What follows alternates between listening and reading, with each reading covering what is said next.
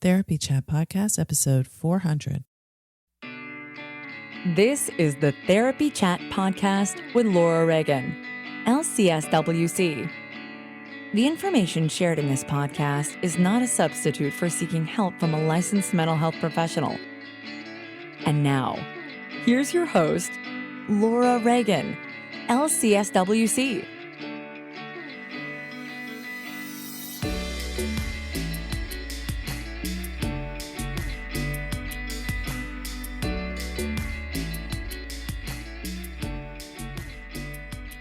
This week's episode is sponsored by Therapy Notes, the #1 rated electronic health record system available today. With live telephone support 7 days a week, it's clear why Therapy Notes is rated 4.9 out of 5 stars on Trustpilot and has a 5-star rating on Google. Therapy Notes makes billing, scheduling, note-taking, and telehealth incredibly easy. And now, for all you prescribers out there, Therapy Notes is proudly introducing ePrescribe. Use coupon code CHAT or click the link in the show notes to get 2 free months at therapynotes.com.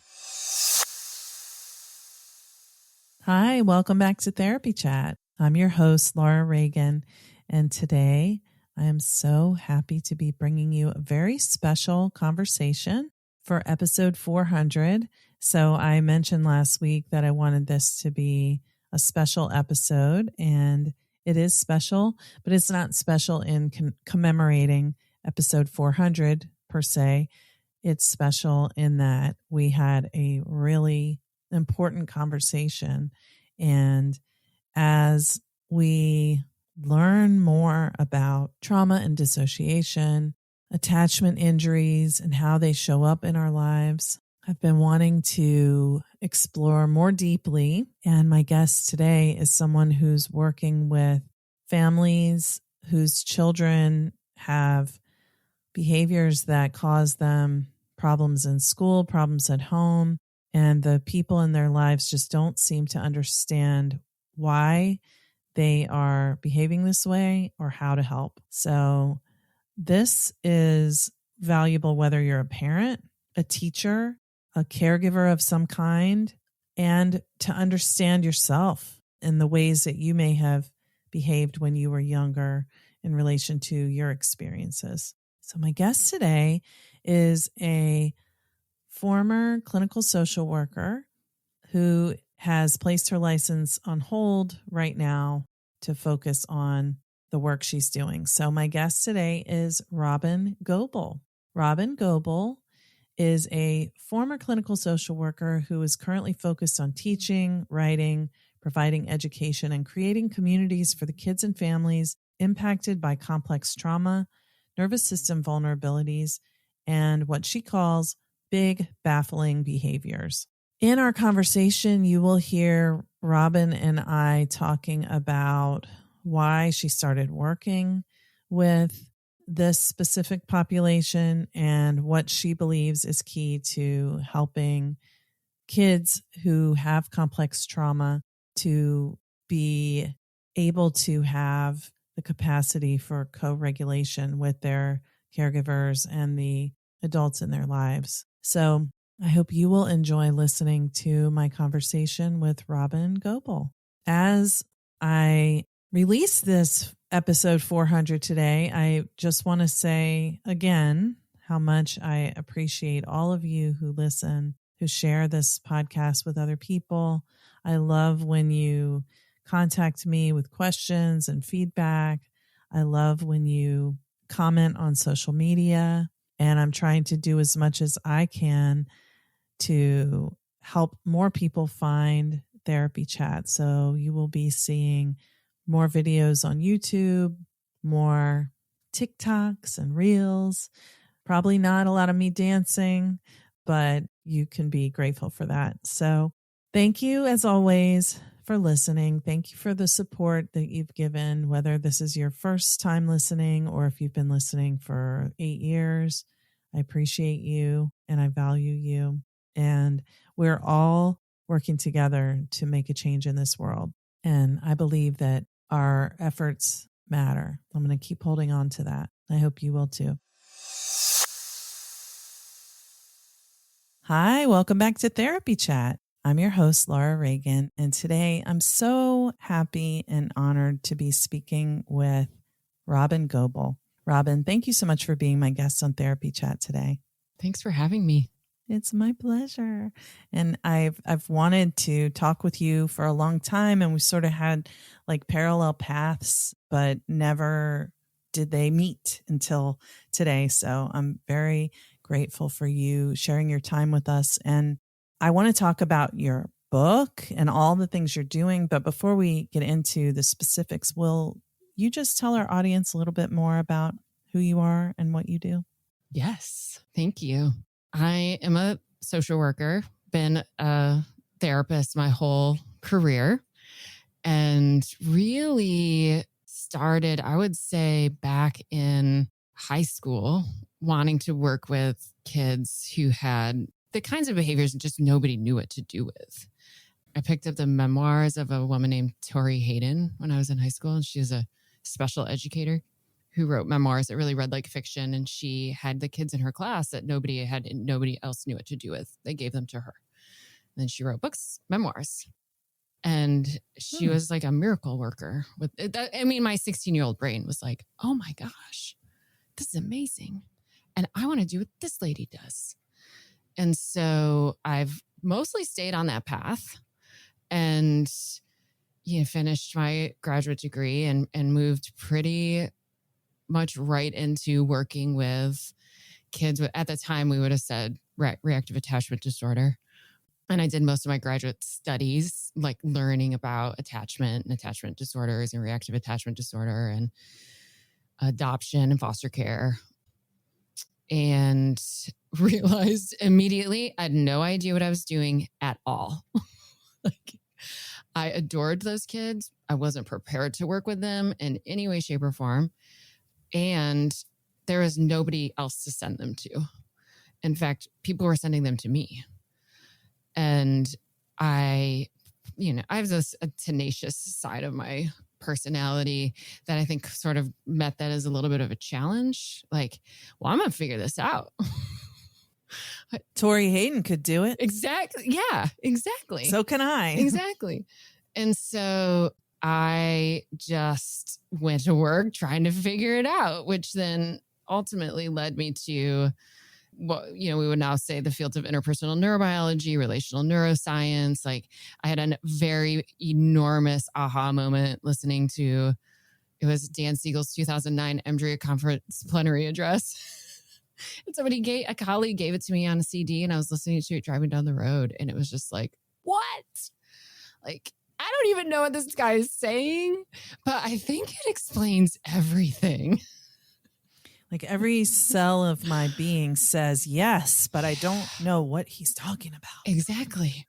Yeah. And so I just kept down essentially that path, right? Like interpersonal neurobiology and Dan Siegel's work. And I've studied very closely with Bonnie Badenoch, but then moving further into other, like the relational neurosciences and polyvagal theory and memory reconsolidation theory and the neurosequential model of therapeutics.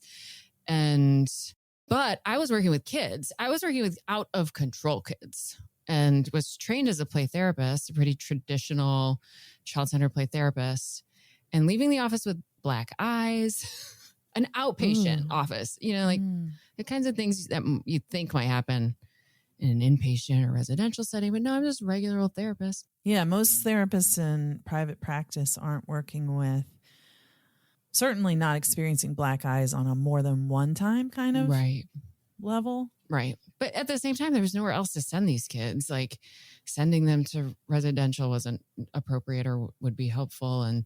And so I just kept trying to figure it out and looking at different mentors and really just had to bridge lots of different things together. I didn't at that time really feel like there was a great map that I could follow from somebody else. And there might have been, and I just didn't know about it. Information was a little harder to access back then.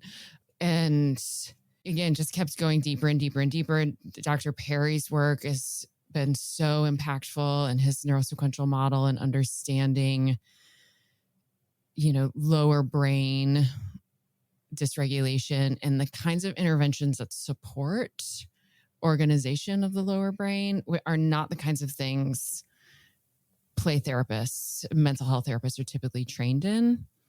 So I had to kind of go down those paths. And ultimately that, I had a practice in Austin, Texas for 15 years where I saw these kids and their parents and really kind of became the place. And I had some colleagues. We worked together in a little blue house that we were kind of the place where people brought their really out of control kids, which was kind of fun in a way. And also really supportive to their parents who, we would be in session and something outrageous was happening in the next one. We'd hear kids screaming, yelling and hollering, and they're trashing the waiting room. And, or maybe I was running over in a session because I couldn't get a kid to leave. Never had to worry about what does my next client think? Because there was this sense of oh, we're all in this together. We get it. Oh, you too? Mm-hmm. That's my life too. That's so everything you're talking about, I can almost picture that, because when you are a therapist, especially a play therapist or a child therapist working with a child who's screaming or throwing things, banging stuff against the wall in the next room, the kid in the next room or the family adult in the next room is like, oh my gosh, what's going on in there? And it's this fearful situation. And I can just see how freeing it could be if everybody knew that that's what happens here. What happens okay. here. It's kind of containing. It's okay.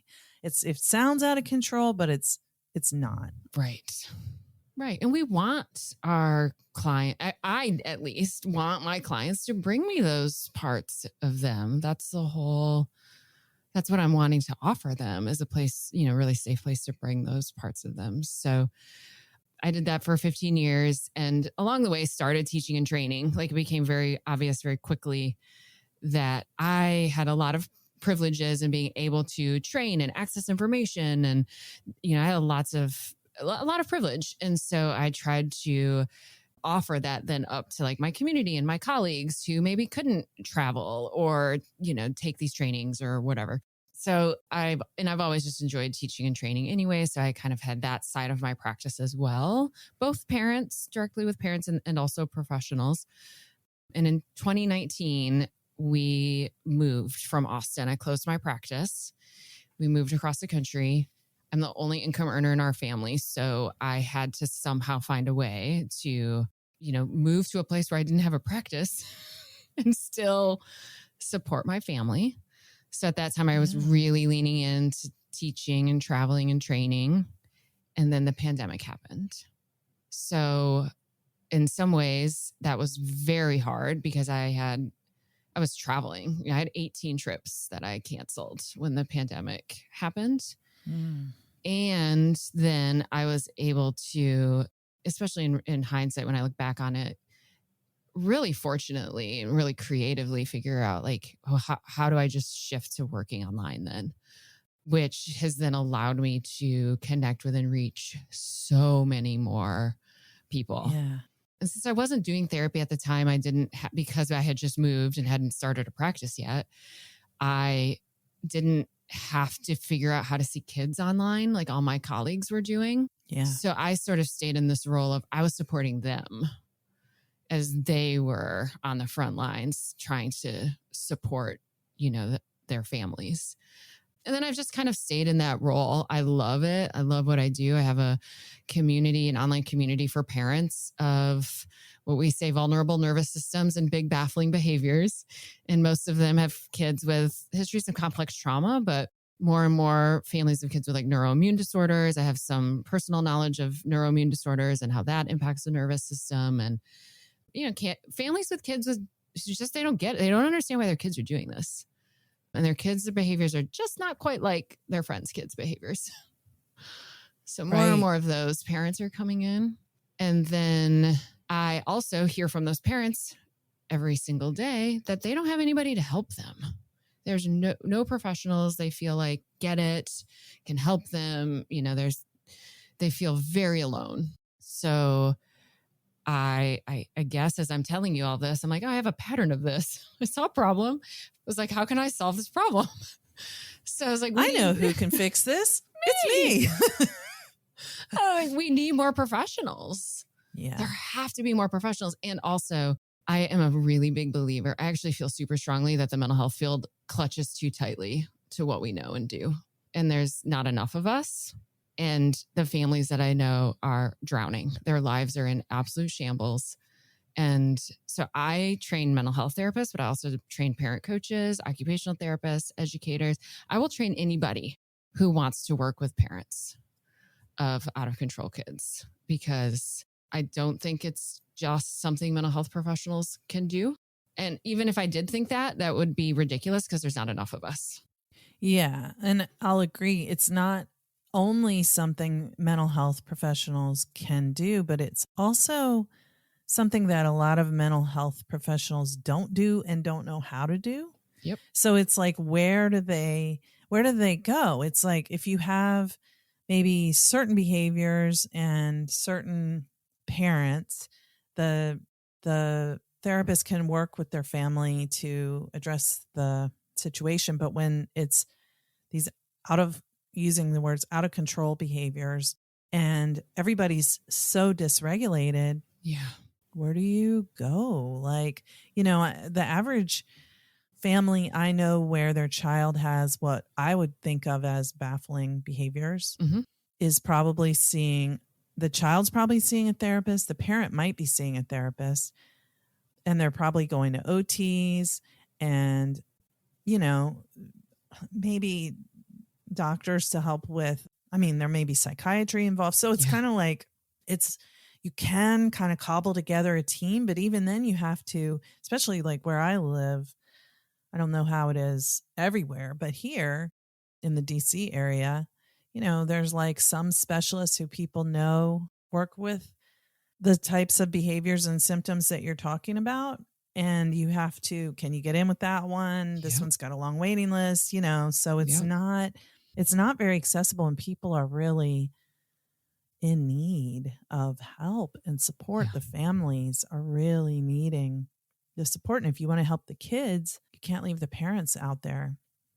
No. And you don't have to go that far from a major metropolitan area to have nobody who knows how to help these kids. And in some even major cities, there's like these resources, and for many families really truly don't exist in a way that they could access. And even if they do exist, they still can't access them. They can't afford them.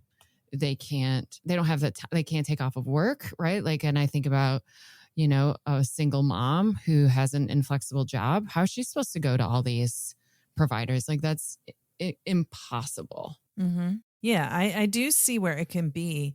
And this is common too with like children who are in the foster care system, or I'll say specifically for children who are in the foster care system, you often see that it's almost like a full-time job just to take them around to all the appointments. How could you have another job while trying to do that? So, but let me back up for a second. I want to ask you, you mentioned what we would call reactive attachment disorder in the past. So I have two questions that probably go together. One is, what kind of out of control behaviors are you talking about? And then with that, like, why did you say what we would have called reactive attachment disorder? Because I know a lot of people are like, what do you mean would have called? That is what we call it.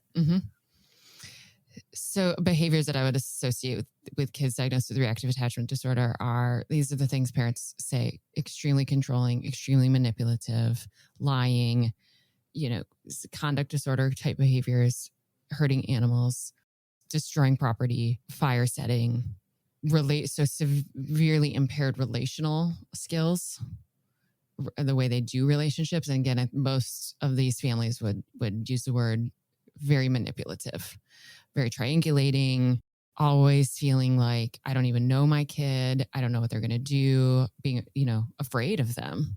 That's what I was thinking. Like, I get that sense of like, these behaviors scare me and I don't feel like I can trust my kid in a way. Yeah. Yes, exactly. Which is actually the setup of the disorganization that's underneath what's causing those behaviors, is expecting a caregiver who's terrified or terrifying. Yes. Yeah.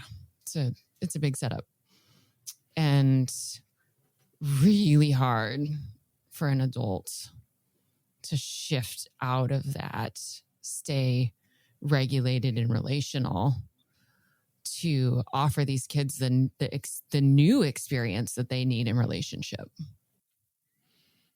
Yeah. So it's almost like the child, I can think of it just through the terms of what I understand. It's almost like the child, this doesn't seem, and what I'm about to say doesn't seem like earth shattering as I'm thinking about it, but to me, but I still think that oftentimes we don't think about this. Like the child is reenacting, the experience of being unlovable to find that moment where the parent will show, you're right, I don't want you, and then that reinforces the idea for the child that they were unlovable.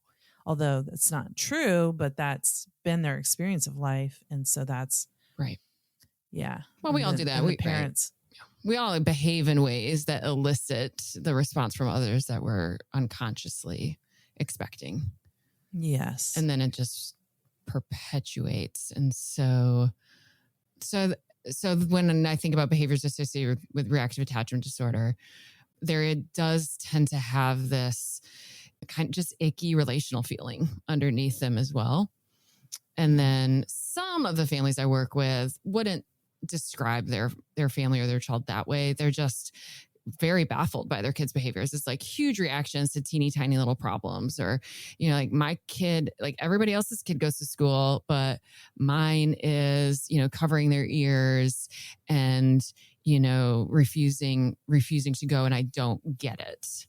So I have families who I would kind of put in both categories of just like big, like just unexpected responses to what seem like this doesn't seem like it matches the problem. Yeah. Yeah. And then this other kind of group of families that I work with has that relational piece that's in it too, that, emerges from kids who have had serious attachment trauma. Yeah. So this may be like the parent who feels like their child is abusing them. Oh yeah, absolutely. Yeah. Okay. And then reactive attachment disorder is kind of older idea too.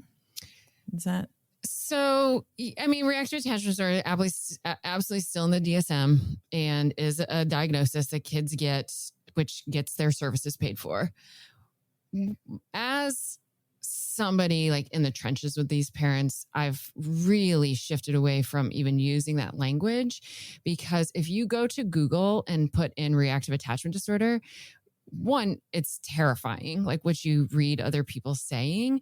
And two, the predominant approaches that people are using to parent, or even therapeutic approaches, kids labeled reactive attachment disorder, are essentially the exact opposite of what relational neuroscience now, 20 years later, is letting us know. Like, hey, those ideas were things that desperate people who had no idea how to help those kids came up with, 20 plus years ago. Bravo for those professionals for trying to do something instead of saying, I don't know what to do, go find someone else. And we now know that a lot of the interventions that get associated with the label reactive attachment disorder are the exact opposite of what kids with attachment trauma, they're exact opposite of what any human needs. And certainly if we're trying to heal attachment trauma. So I typically don't use the language reactive attachment disorder anymore, because it's just associated with, colloquially, it's just become associated with what is really, truly the exact opposite of how we want to look at those kids. And it's really hard, if we give that label to parents and then parents start Googling it, they start looking for support groups, they start looking for groups on Facebook with those language, and they end up in really oftentimes a more terrifying place. Mm-hmm. And so I will with 100% acknowledge to parents these behaviors. Like, these this experience you're having with your kid is totally real. Like this feeling you're having of that you're labeling manipulative and feeling afraid of them. And like, you don't even know who this child is. You're not making that up. Like that's a real experience you're having. Yeah. And we're also going to go a little bit further and look at why. And let's talk about the complex trauma. That the attachment piece is just kind of one component of the broader picture of complex trauma. It's an important piece, but if we get too narrowly focused on the attachment piece, we really miss out on a lot of other aspects of these kids' neurobiology that's been impacted and needs to be tended to, or at least seen their behavior through a bigger lens. If we just look at it through the lens of attachment trauma, it's really hard to like that child. I mean, we just end up in these kind of spiteful place in our own nervous system, which isn't, it's nobody's fault. It's just a path I end up kind of seeing happen. So I just think it's been so much more helpful for the parents that I work with to really acknowledge, like, yeah, your kid has behaviors that we would label reactive attachment. I'm not going to gaslight you into saying that that's not true. And I actually think it's more helpful if we look at that as like one facet of them in the bigger context of this complex trauma piece. Well, I'm glad that you are doing what you're doing, and that the families you're working with get to have that perspective from you, because I agree that the reactive attachment disorder concept is like, it's pathologizing. I mean, I think, anything that sort of makes it seem as if someone can't change, right? That doesn't inspire any hope. And why in the world would you try to help your child if you don't believe that they can change? And if you're sort of seeing, I think another aspect of it is that it almost seems when you read like the pop culture description of reactive attachment disorders, like that it's a willful, on purpose type of thing. Like it's a behavior that's being done by the child on purpose rather than a reaction. Yes. There's that piece. And then there's the piece for sure. And then there's the piece. Yeah. It becomes very personal. And when I connected those families, there is a sense of an us against them mentality that is, of course, not conducive to attachment healing. And so if I can help the families, again, I'm not negating their experience. It's very real. And I just want to hold it in a bigger context. The other piece of reactive attachment disorder is I don't know that this was the intentions of it, but it tends to place the blame like squarely on the child. And then it's the child needs treatment. And I actually think that's never true in kids in general, but it's definitely not true in kids who have attachment trauma, that it takes two to tango there. And it's not all about what's happening for the kid. So I have just found it to be really useful to kind of shift away from that language. Yeah, I agree. And like when you said it takes two to tango, one of them has an immature nervous system, and the other one has at least a fully developed brain. You know, I mean, they may have their own, places where their nervous system is like back younger, but they're working with a more complete system, a more developed process than the kid, and the kid's relying on you. Yeah. And it's really hard to keep sight of that when you're when you're parenting these specific kids. They can feel very savvy, very intentional, very deliberate.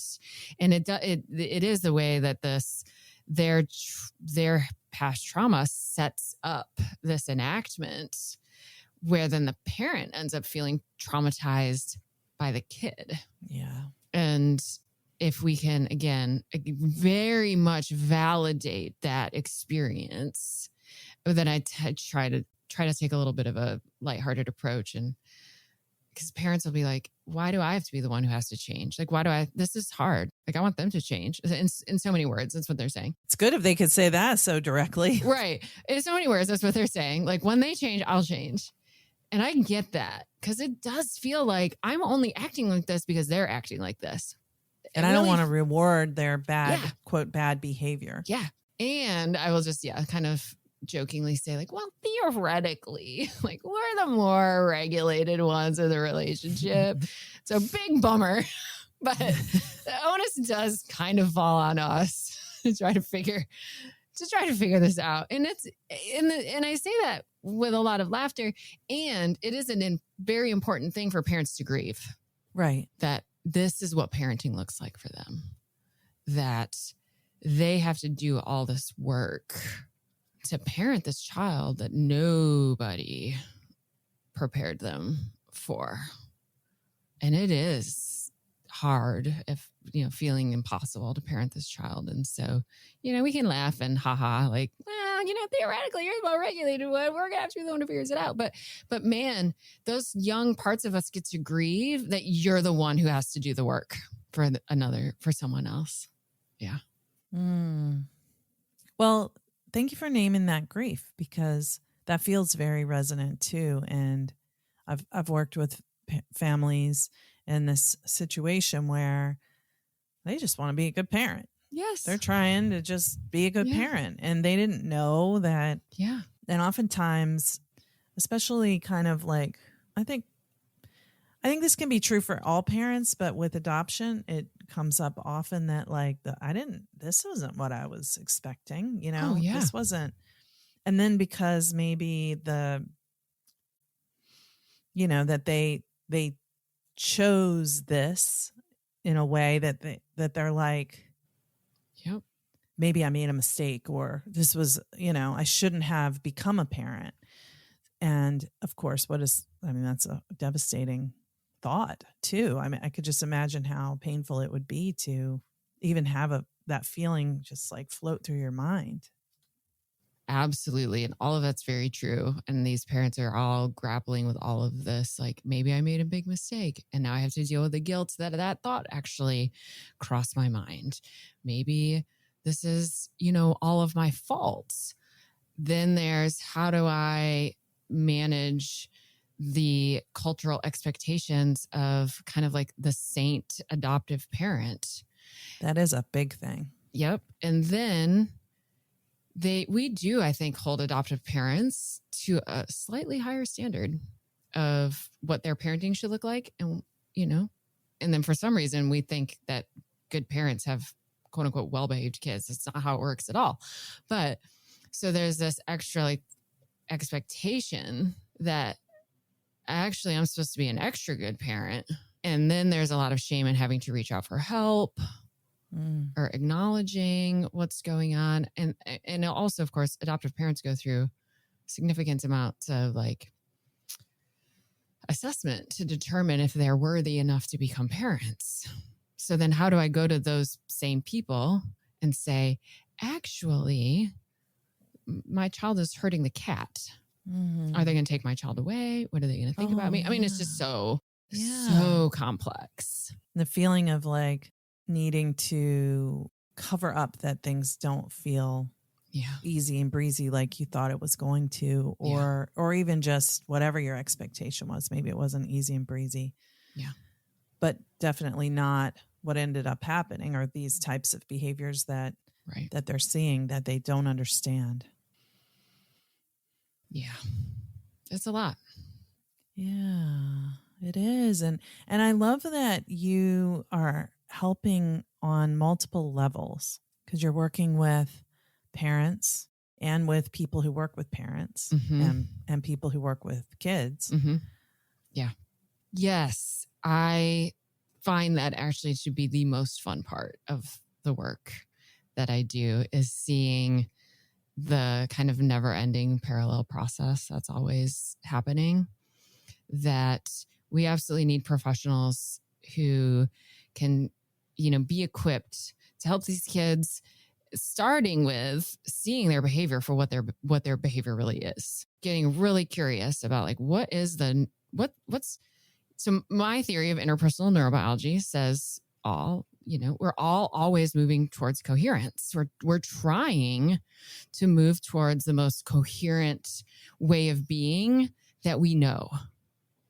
And the nervous system's always looking for safety and connection. That, connections are baseline where we expect it from social baseline theory.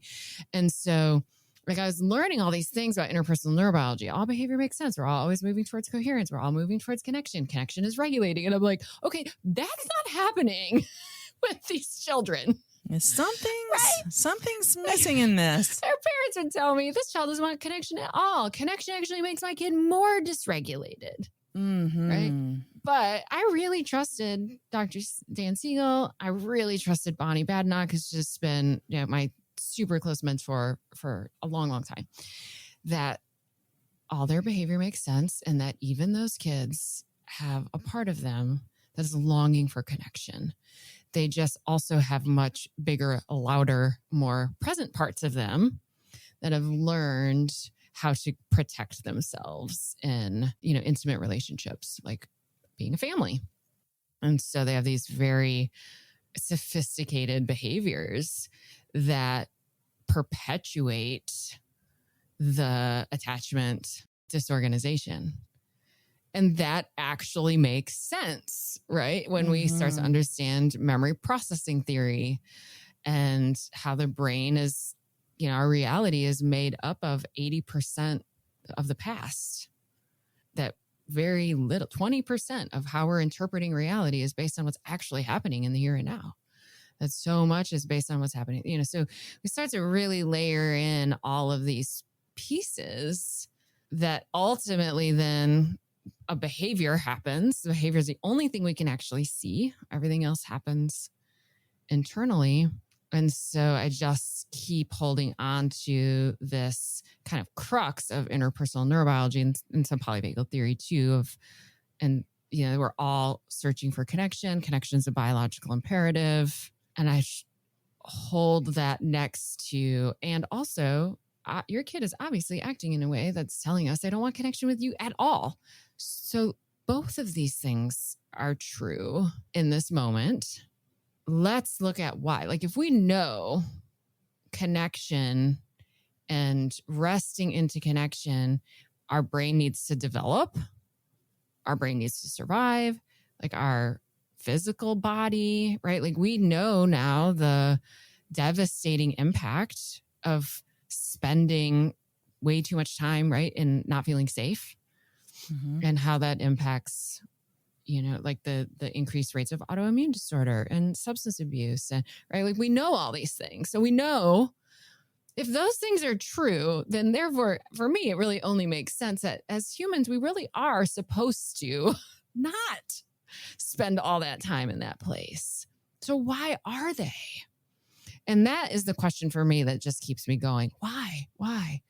What is more important in this moment than feeling safe and connected and at rest? And why is it feeling more important? And if we can really go down that place, we start to get some answers, or at least we can start to get some better ideas about what could I do that could be helpful to this child. And we start to learn, look at so much more things about body, not just affect regulation, but body regulation.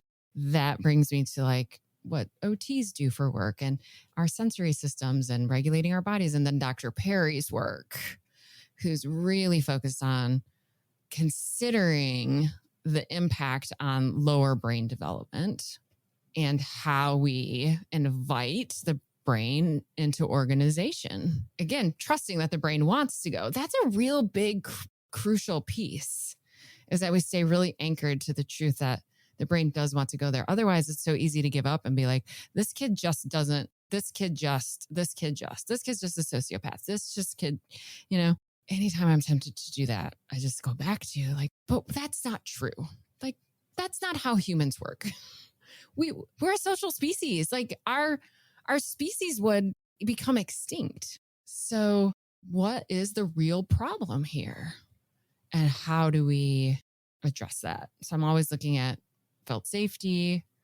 I'm always looking at regulation, regulatory circuits, and then the child's experience and connection with their caregivers or the adults as well as themselves.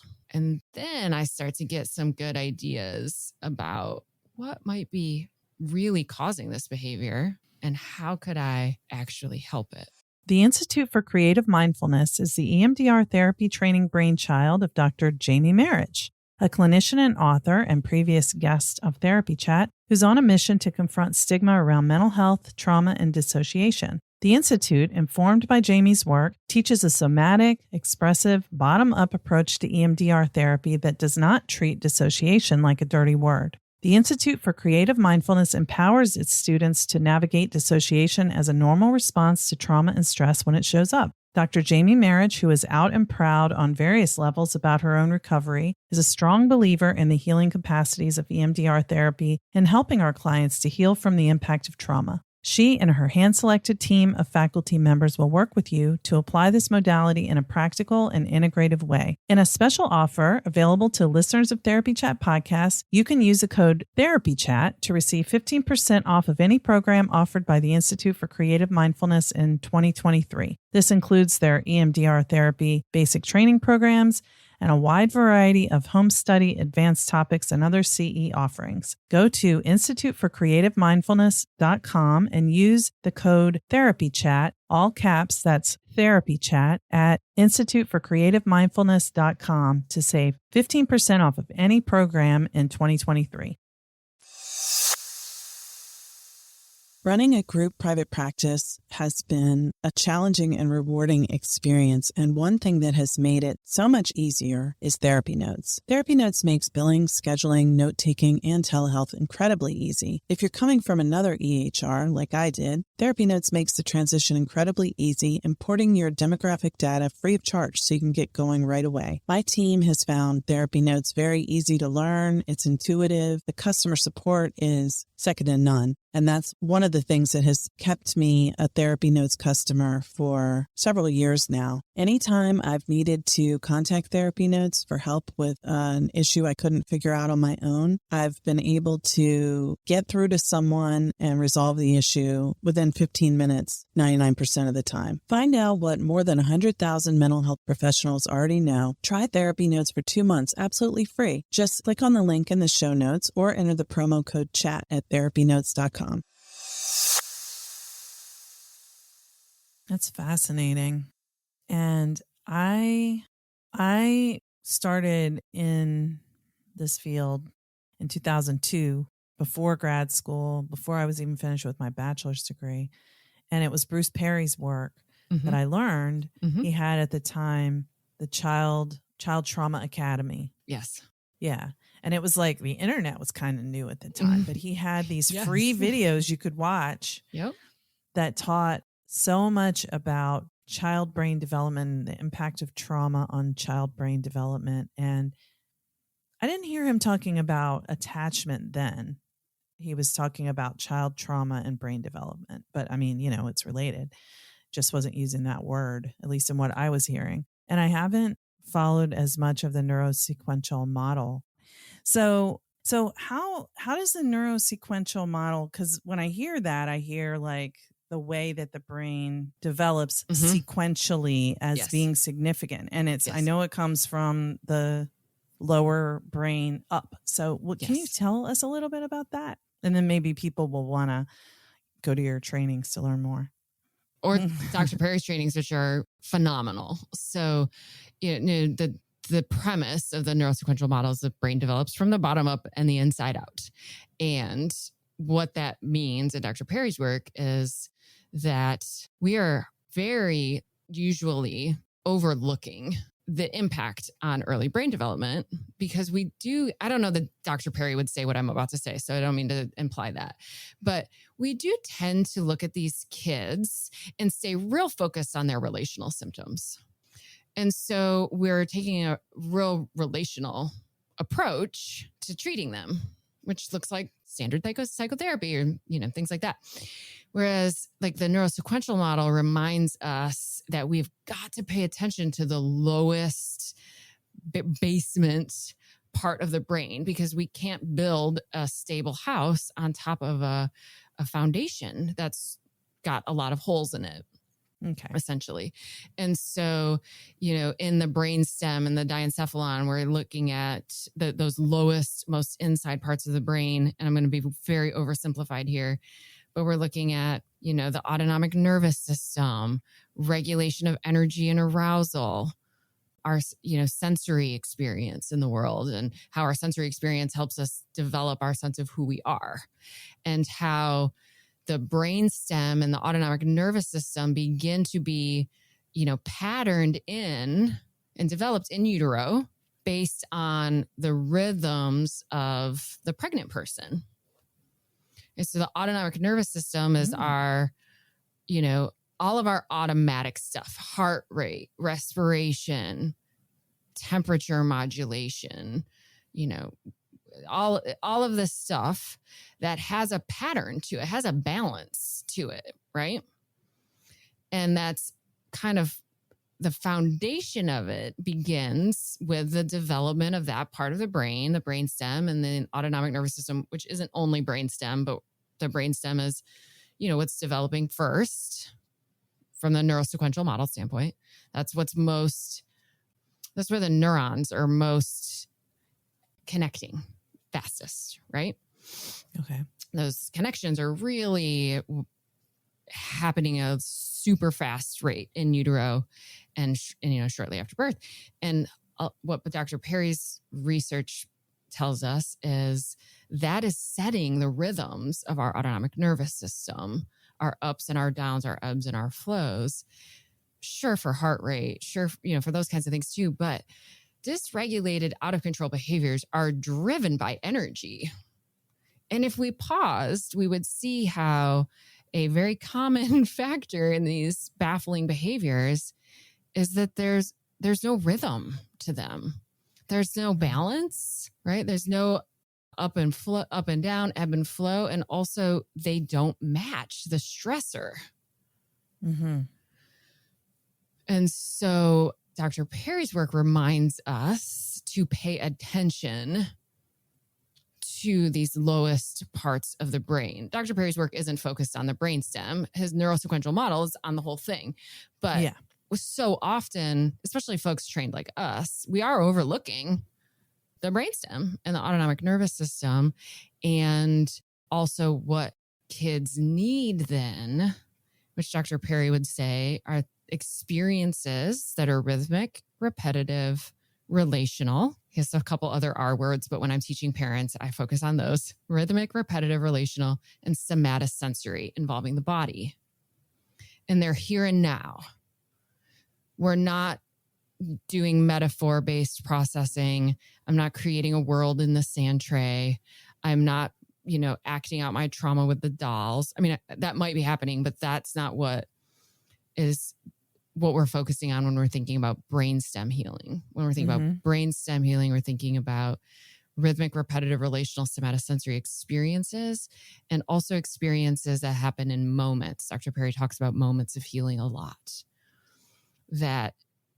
And I used to always think, I actually remember feeling so confused. Like, I've got this kid on my calendar Thursdays at 1 p.m. Like, what magical thing happens Thursday at 1 p.m. that makes their nervous system ready to heal in that hour, And I remember really seriously wondering that. And the reason I wondered is because it doesn't happen. These kids need, and all humans need, moments of connection, moments of safety, moments of regulation in a titrated way. They're happening ideally infused in their whole life. And so when I'm looking at these really dysregulated, out of control behaviors, there's a relational component, but part of what I'm also looking at is there's a rhythm underneath all human interactions. There's a serve and return that's happening ideally. I gently toss something to you in an interaction and you catch it and you gently toss it back to me. But these kids don't serve and return like that. They chuck something at your face. Sometimes literally, but sometimes it's the relational chucking, or they chuck it past you as far as possible. Ha ha ha, I can't get it. Or you toss them something and they just stand there blankly and look at you. There's the serve and return is wildly disrupted. That really brings us back to Dr. Perry's work, the rhythmic relational part. And so then my very long-winded thing here is... It's perfect. I'm so grateful that you're explaining this and so clearly and in depth. So Dr. Perry's work helps us see that, like, if we want kids to feel safe relationally, they have to feel safe in their bodies. And when kids are developing, those two things happen together. When kids are developing optimally and secure attachment, those two things are happening together. That they're learning to feel safe in their bodies and relationally. And they're learning this big person, when I'm with them, I feel better. So as I'm learning how to be regulated in my body, I'm also learning how to be regulated in relationship. But if kids have had, a serious attachment trauma, they aren't learning those things. So we can't rely on the relational pathway at first to be helpful, because the relational pathway actually triggers more feelings of danger. Mm-hmm. So we really have to think about, how do we bring still relational presence? Like, I'm still showing up for this child in a relational way as far as what my nervous system is like. But I'm not showing up expecting a relational dyadic serve and return experience, right? I'm showing up wanting to offer opportunities to bring rhythmic, repetitive, relational, somatosensory experiences to them. So as an example, if I have a super dysregulated kid, one of the things I will pull out of my back pocket, and I'm just going to say dysregulate, like actively dysregulated, not shut down, dysregulated. One of the things I often try to keep on hand are things that, if the child uses themselves, could be rhythmic and then could turn into a rhythmic game between us. So balls, balloons, bubbles. I can toss a balloon to a child, and they almost always, if you toss something to someone, they'll engage with it, because the way our visual processing works. So I might toss a balloon to a kid and they don't toss it back to me. Maybe they start just tossing it to themselves. Okay, rhythm. Mm-hmm.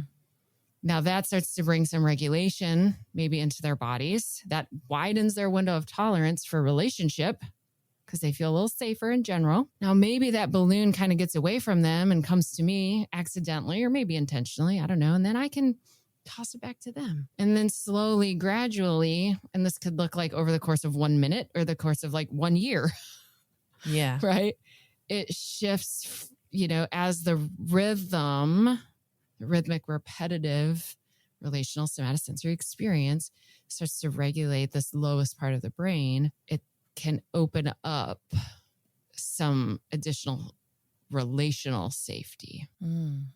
Thank you. That was a beautiful explanation. And, obviously I don't know this stuff that you just were teaching, obviously, as my, Bonnie mix-ups show, but that's okay, because I don't try to pretend I know everything. Of course not. But I know the things I know. We don't need to know everything. Right. But I do know, I do use sensory, and I do use rhythm and attachment and somatic work in my work. And so some of the things you're saying, I understand without the why. Of course. Because I've learned those techniques or tactics, strategies, not tactics, but rolling a ball back and forth, tossing a ball back and forth is one of the most common interventions I do with adults. Exactly. And, because that nervous system that the child's body had is in the adult's body. If they haven't, maybe they found some ways to squash those undesired behaviors and fit into a more, socially acceptable adult life. Yes. Most of the time, probably finding other ways to soothe. Right. Exactly. Yeah. And it is just so easy. And I still do it. It is still so easy to look at a negative behavior and think it's something that is somehow based in relationship, or this child just needs to learn better. I mean, I'm thinking of a kid who I was recently hearing about that was struggling at like day camp at summer camp, and we are seeing dysregulated behaviors of like opposition, defiance. No, I'm not going to do that. You're not the boss of me, just dysregulated behaviors. And our initial thought is that we're going to address that relationally. And sometimes some people want to address that with like consequences. But even folks who work from my lens and want to address it from like a relational standpoint, they're thinking about like, well, how do we offer more safety relationally? Right. And so they're maybe going to talk to the camp counselor about how they could get down on that child's level, or, talk with more curiosity, or, all of those things are wonderful. Except this particular child, just body was super dysregulated on the inside, which then leaves the body feeling unsafe. Unsafe behaviors look like opposition and defiance. And so this particular families had noticed that one morning before going to camp, they were at OT and they stood on a vibrating platform. And this child went to camp, had a great day at camp. And ultimately, the end result of this story is that they bought a vibrating platform for home. So the child was really off from a body standpoint. Yeah. It got addressed, which brought his nervous system into a regulated, safe place. And when we're regulated and safe and connected, pro-social behaviors just emerge. Like we're more cooperative. We're not oppositional and defiant. And so, nothing about this child's behavior necessarily screamed like his body's dysregulated, right? Like he was just sort of being a jerk. But if we remember that it doesn't make any sense for kids to just show up new places and be jerks. Like kids need grown-ups to keep them safe and give them lunch. You know what I mean? Like it makes no relational sense. And so if we can just pause and be like, okay, yeah, this kid's being a jerk. What else might be going on? What could be happening from a body perspective that he can't tell us about because he's 6? And so I think, really for me, that is the biggest, most important piece of this is can we stay open to those truths that this kid's not just a jerk. And I want to be clear, I fall down that pathway as often as anyone else. So I don't say this with any sort of shame to people who fall down that kid's just a jerk pathway. I mean, I get dysregulated too. We get dysregulated when we're with people who are out of control and we don't know how to help them. So we get dysregulated and then we go punitive and controlling too. Mm-hmm. And I'm just as susceptible to that as anyone else. So I'm not criticizing that. And I have worked really hard to notice my own body cues of dysregulation, to notice what kinds of kids really trigger me, what kinds of parents really trigger me, so I can stay as curious as possible and not just go to that parent's just a jerk or that kid's just a jerk, which is really easy. And I still do it, but I work really hard to stay in a more curious place. Yeah. I mean, well, thank you for naming that. It still can come up for you as much as your experience with this, because, when I think about like just the story you just shared, I think about that kid, let's say this kid's 6, being at camp, behaving in this way. How would the camp workers know why? Exactly. Or even be able to figure that out during the time that the kid's at camp. But one thing is like, if we can have an assumption that I don't know. For me, I think what I've always had and held on to is like, no one wants to be a bad person. No one wants to be like, it feels bad, mean. No. Yeah. People do it out of a defense. And as some way to protect. Yeah. As a way that they're showing us what's happening inside their body, that something's happening in their body's not feeling safe or they're feeling dysregulated. But what you said just now is so key, that like, we don't expect summer camp workers to show up and be like, oh, I know what's going on with this kid. And I'm not in no way, shape, or form do I expect. I mean, that would be wonderful if one day. It's probably something about their brainstem is what I'm thinking. Exactly. You're thinking to say, oh, yeah, definitely. And so what are we going to do? Oh, yeah, we know just exactly what to do. I mean, not to be too Pollyanna here, but like, that's my hope that one day more adults than not, not mental health professionals, just all grown-ups. Yes. Just know that bad behavior means, something's going on. Let's be curious about that. So I do hold out that hope for the future, but I don't expect, the YMCA summer camp 20-year-old to be like, oh, or I know. 16-year-old. Yeah, exactly. However, even if they don't have any idea what to do, it is true. If we look at interpersonal neurobiology and what we understand through that theory about how the brain changes, that changing how we see people changes people. It is an intervention. Yes. So if I can hold on to the truth that this isn't a bad kid who just wants to XYZ. This is a precious kid because they all are. Right. Who's really struggling right now. It changes everything about how I am with that kid, even if I still have no idea what to do, like zero, zilch, none. But changing how I see that kid changes that kid. And it's a disconfirming experience because they're expecting people to look at them as though they're a bad kid. Yeah, And they're that's expecting how a the brain predictable changes. reaction and they don't get it. Yeah. That's an opportunity for a new neural pathway. So that's why I'm a real big, sometimes people get frustrated with me and I get it that I spend too much time talking about the theory. No. But I really think they're like, just tell me what to do. And I'm like, I will tell you what to do. Don't worry. I got a lot of tools. But the tools aren't useful if you don't understand what's happening underneath. Otherwise, we just stay in behavior whack-a-mole. You're just chucking things at a behavior and crossing your fingers. And the tools become useful when you understand what they're trying to seek. Then we can use a tool that's actually going to be helpful or has a more likely. But also, truly, just changing our way of being with them is a tool. Now, it doesn't stop the throwing things or the really bad behavior that absolutely needs to stop because it's hurting other people and themselves. But it is an intervention. It's the most important intervention. And all the other interventions are not as useful without pairing it with that.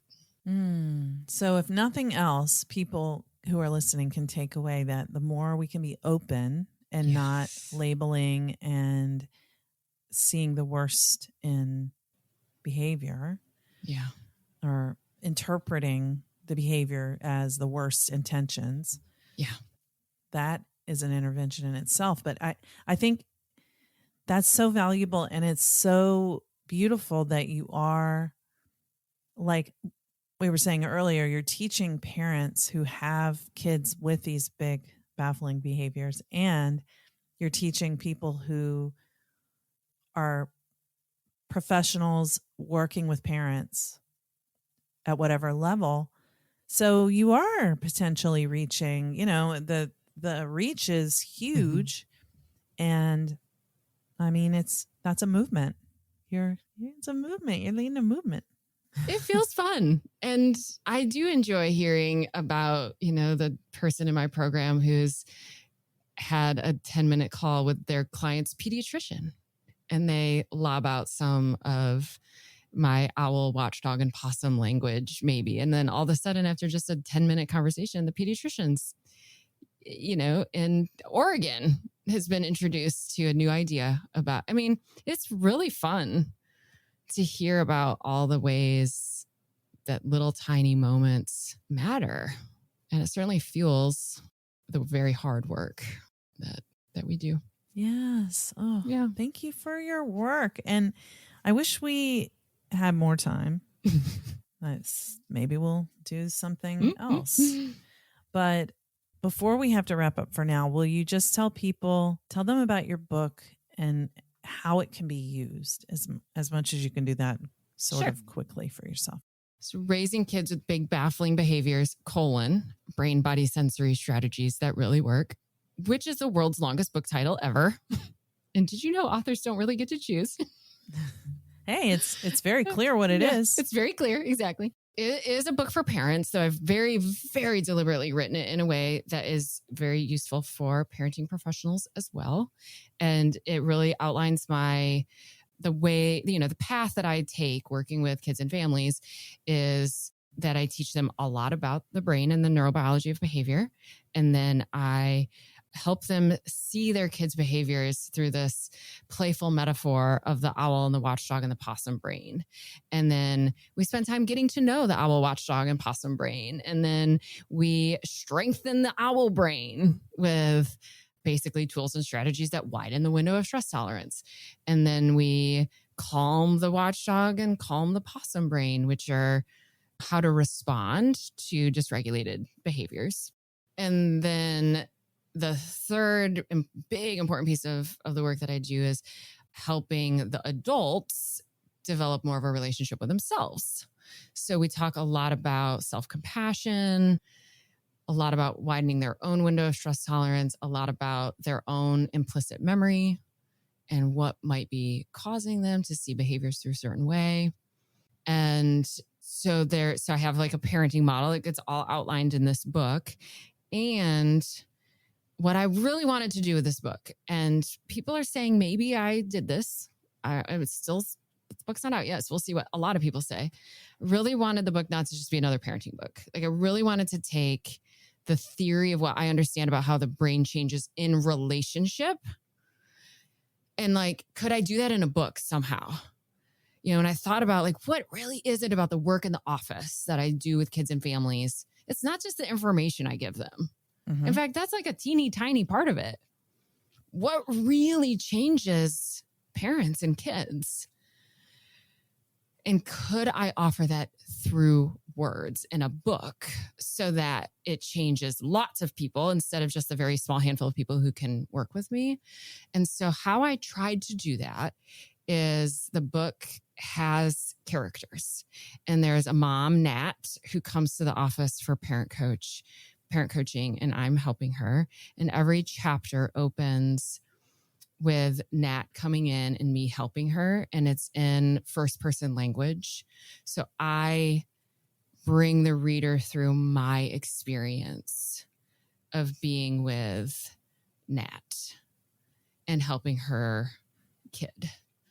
And so the reader, the professional reader, gets to kind of see how I help families. The parent reader gets to hear my inner dialogue about how much I love them. Mm. And that's my hope, that at the end of the book, they'll feel that that's true, that I am showing up for them constantly with, I adore you. I think you're as precious as I think your child is. And we're in this together. No matter what you tell me about what you did or how much you don't like your kid or whatever you tell me, I see it through the same lens that I see your kids. So I really want professionals to see that too. Like I want them to work with parents in that way. I really want the parents reading it to hear my inner dialogue and how I feel about them and maybe believe it, because I think that matters. And I think that's how the brain changes, and then how they'll be able to use the tools with their kids instead of just reading another parenting book, getting a bunch of tools, not being able to use it. We'll see. Yeah, no, it sounds so beautiful. I can't wait to read it myself. Yeah, and I'll send you a copy. Oh, thank you. And yeah. I know that parents often feel like, oh, you think I'm a bad parent. You care about my kid, but you don't think I know what I'm doing.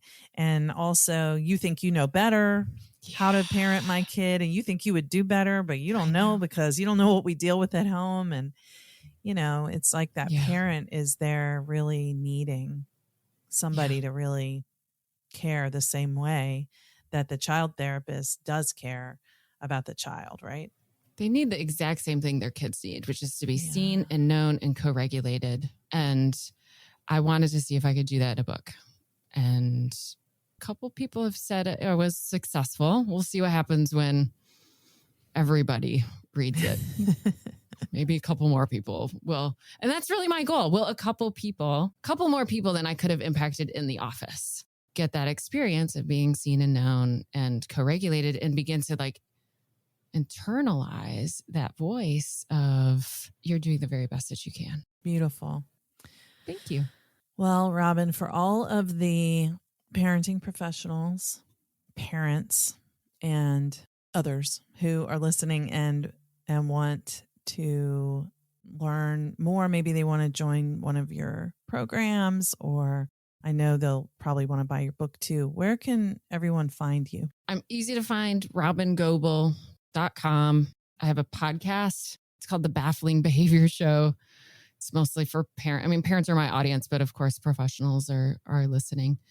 And actually, a huge amount of free resources on my website. So I have a free resources tab with videos, ebooks, downloadable infographics, huge amount of free stuff. Easy to find. Of course, the podcast is free. Then the book, and then I have the club, my professional or my membership community for parents. And then Being With is my professional training program. And all of that's just at robyngobbel.com. Wonderful. Well, again, Robyn, thank you for so generously sharing your time and talents with us today. And I'm really grateful to you. You do important work in the world, such important work. So I'm so happy to connect with you. Thank you. Thank you to Therapy Notes for sponsoring this week's episode. I do love Therapy Notes. It's such an asset to my business and makes my job as a practice owner and a therapist much easier. Try it today with no strings attached to see why everyone is switching to Therapy Notes, now featuring ePrescribe. Use coupon code CHAT or click the link in the show notes to get 2 free months at therapynotes.com. Thank you for listening to Therapy Chat with your host, Laura Reagan, LCSWC. For more information, please visit therapychatpodcast.com.